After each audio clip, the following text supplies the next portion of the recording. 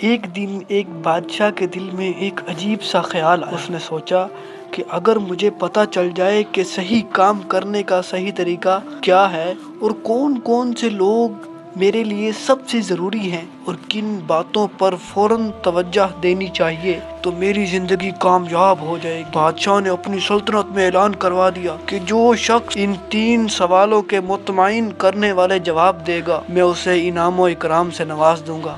عالم، فاضل، فلسفی سب دربار میں آ گئے، مگر بادشاہ کے دل کو کسی کا جواب مطمئن نہ کر سکا۔ سب ناکام ہو گئے۔ آخر اس نے فیصلہ کیا کہ درویش کے پاس جایا جائے جو جنگل کے بیچ ایک چھوٹی سی جھونپڑی میں رہتا تھا اور صرف عام لوگوں سے ہی ملاقات کرتا تھا۔ بادشاہ عام سا لباس پہنے اکیلا آہستہ آہستہ چلتا ہوا پہنچ گیا۔ بادشاہ نے سلام عرض کیا اور ادب سے کہنے لگا کہ اے بزرگ، میں آپ کے پاس اپنے 3 سوالوں کے جواب لینے آیا ہوں۔ درویش خاموش رہا۔ درویش زمین کھودتا رہا۔ بادشاہ نے کہا کہ اگر آپ تھک گئے ہوں تو مجھے کام دے دیجئے، میں کر لیتا ہوں۔ تو یوں بادشاہ نے خود پھواڑا اٹھا لیا، زمین کھودنے لگا۔ وقت گزرتا گیا، سورج ڈوب گیا۔ بادشاہ نے پھر سوچا کہ بزرگ جواب نہیں دیں گے۔ درویش ابھی بولنے ہی والا تو کہ اچانک کسی کے بھاگنے کی آواز آئی۔ بادشاہ نے مڑ کر دیکھا تو ایک شخص خون میں لت پت ان کی طرف بھاگا آ رہا تھا۔ بادشاہ نے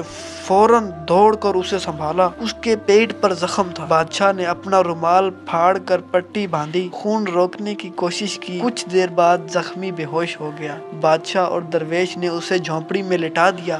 رات بڑی تھی، سب سو گئے۔ زخمی جاگتا ہے، اس کی آنکھوں میں آنسو ہیں۔ وہ بادشاہ سے کہتا ہے کہ مجھے معاف کر دیجئے، میں آپ کا دشمن ہوں۔ میں آپ کے بھائی کے بدلے میں آپ کو قتل کرنے آیا تھا، مگر سپاہیوں نے مجھے زخمی کر دیا۔ اگر آپ مجھے نہ بچاتے تو میں مر جاتا۔ میں نے آپ سے بدی چاہی، آپ نے نیکی کی، اب میں ساری عمر آپ کا غلام بن کے رہوں گا۔ بادشاہ نے مسکرا کر کہا کہ میں تمہیں معاف کرتا ہوں اور تمہاری زمین بھی واپس کر دوں گا۔ زخمی کی آنکھوں سے آنسو بہنے لگے، دشمنی دوستی میں بدل گئی۔ بادشاہ درویش کے پاس آیا اور بولا، بزرگوں کہ اب تو میرے 3 سوالوں کے جواب دے دیجئے۔ درویش نے نرمی سے کہا، تمہیں جواب مل چکے مگر شاید کہ تمہیں اس کی سمجھ نہیں آئی۔ اگر کل تم میرے ساتھ نہ رکتے تو وہ زخمی تمہیں قتل کر دیتا۔ اس وقت میرے ساتھ رہنا سب سے ضروری تھا۔ پھر جب وہ زخمی آیا، اس کی مدد کرنا سب سے ضروری عمل تھا۔ یاد رکھو بادشاہ، سب سے اہم وقت وہ ہے جو تمہارے سامنے ہے، سب سے اہم انسان وہ ہے جو تمہارے ساتھ ہے، اور سب سے اہم عمل نیکی ہے۔ بادشاہ